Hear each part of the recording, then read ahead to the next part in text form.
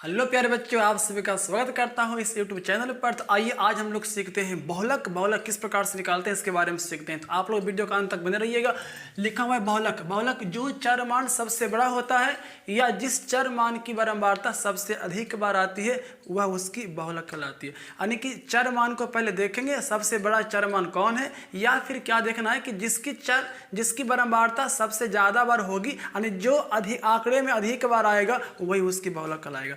तो आप देख सकते हैं चर मान 1, 5, 8, 9, 10 की बहुलक ज्ञात करें। इसमें आप देखो सबसे बड़ा चर मान कौन है। सबसे बड़ा चर मान 10 है, तो यहाँ पर बहुलक हो गया 10।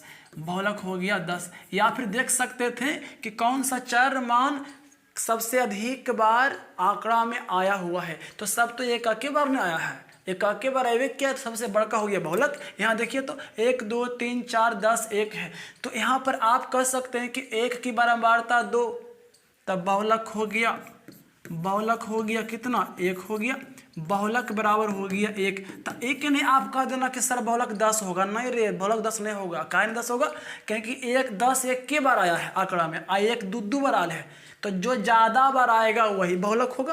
तो सबसे ज़्यादा बार कौची आ गया? 1। तो 1 हो गया, 1 का बहुलक हो गया, यानी इसका बहुलक हो गया 1। समझ में आ गया? आशा करते हैं समझ में आ गया होगा। अगर समझ में आ गया होगा तब इस चैनल को सब्सक्राइब और लाइक। आइए प्यारे बच्चों, आज सीखते हैं हम लोग बहुलक ज्ञात करने का सूत्र, यानी किस फॉर्मूला के द्वारा बहुलक को ज्ञात किया जा सकता है। तो आइए मेरे साथ बने रहिएगा। यहाँ लिखा हुआ है बहुलक ज्ञात करने का सूत्र। तो बहुलक बराबर जो फॉर्मूला होता है, बहुलक बराबर ये फॉर्मूला होता है प्यारे बच्चों, L प्लस इसी के सामने देना बटा, उसके बाद यहाँ पर देना है F1 माइनस F0, उसके बाद फिर देना है 2F1 minus 2F1 minus F0 minus F2, और गुना में दे देना है H अथवा I। ये हो गया आपका बहुलक ज्ञात करने के लिए फार्मूला। अब इसके बारे में जानना है, ये तो सबको याद ही होगा। याद करने का तरीका क्या हो गया? ऊपर में 10 और नीचे में 102। एक 10 हो गया और नीचे में 102 हो गया। आप इस प्रकार से याद कर सकते हैं। और बाकी सब में तो एफ लगल है, यह 102 बटा 10 बटा 102। अब सबके नाम जानना इम्पोर्टेंट है। F1 को कहा जाता है प्यारे बच्चों, सबसे पहले एल के बारे में जान लेते हैं। एल क्या है? एल जो होता है बहुलक वर्ग की निम्न सीमा। बहुलक वर्ग की निम्न सीमा को एल कहते हैं। उसके बाद दूसरा में हो जाएगा F1 बराबर बहुलक वर्ग की बारंबारता। बहुलक वर्ग की बारंबारता। उसके बाद F0 हो जाएगा बहुलक वर्ग की ठीक ऊपर वाला वर्ग की बारंबारता, और F2 हो जाएगा बहुलक वर्ग के ठीक नीचे वाला वर्ग की बारंबारता, और H हो जाएगा, H या I को कह सकते हैं बहुलक वर्ग की लंबाई। इस प्रकार से आप फॉर्मूला के द्वारा किसी भी बहुलक को ज्ञात कर सकते हैं। तो चलिए अब सीखते हैं क्यों। आइए प्यारे बच्चों, अब सीखते हैं सूत्र के द्वारा बहुलक किस प्रकार से ज्ञात करते हैं। लिखा हुआ है नीचे दिए गए बारंबारता बंटन का बहुलक ज्ञात करें। ये हो गया बारंबारता बंटन। आपको ये प्रश्न में दिया हुआ रहेगा और आपको जब आंसर देना है तो इस तरह से आपको लिख लेना है। जैसे ये हो गया वर्ग अंतराल, तो मैंने वर्ग अंतराल को इधर लिख दिया, और ये बारंबारता हो गया, बारंबारता को लिख दिया। अब प्यारे बच्चों, आपको ये देखना है कि बारंबारता में सबसे बड़ी बारंबारता कौन है। निकालने का तरीका होता है, सबसे बड़ी बारंबारता कौन है उसको पहले देखो। तो इसमें सबसे बड़ी बारंबारता कहोगे 61, तो यहाँ पर लिखिए सबसे बड़ी बारंबारता।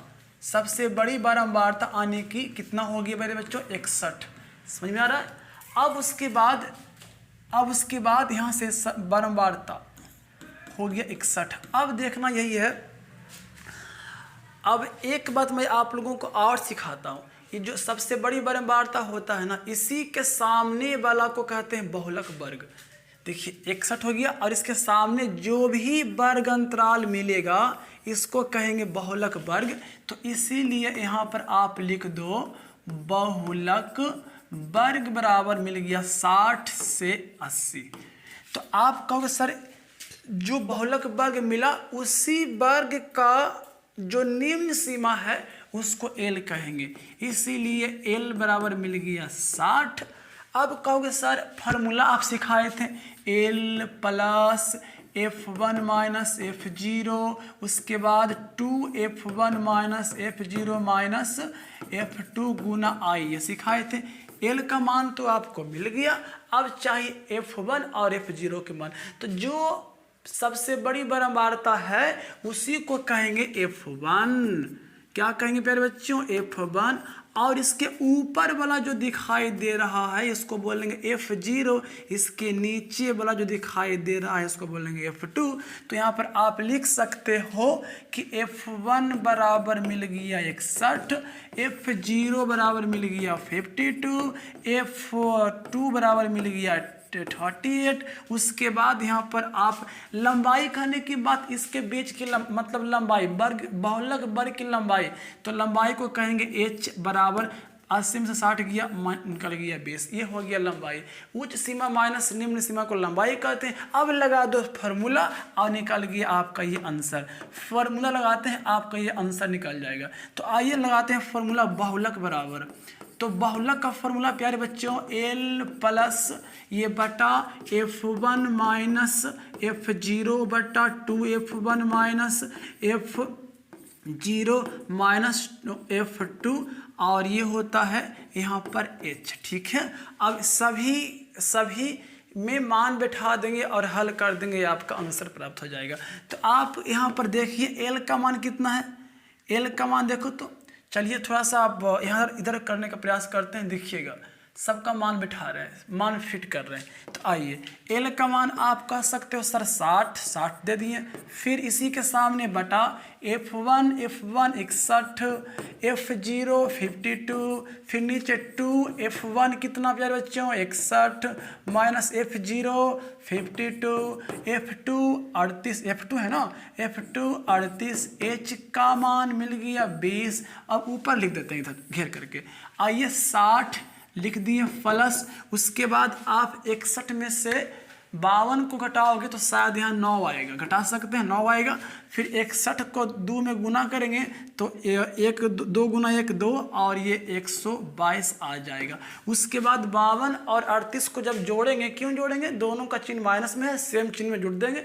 तो दोनों को जोड़ने के बाद यहाँ पर आएगा 52 प्लस 38, जोड़ोगे 50 30 80, अब 8 2 10, आने की ये होगी आपका 90, और गुना में कर देंगे 20।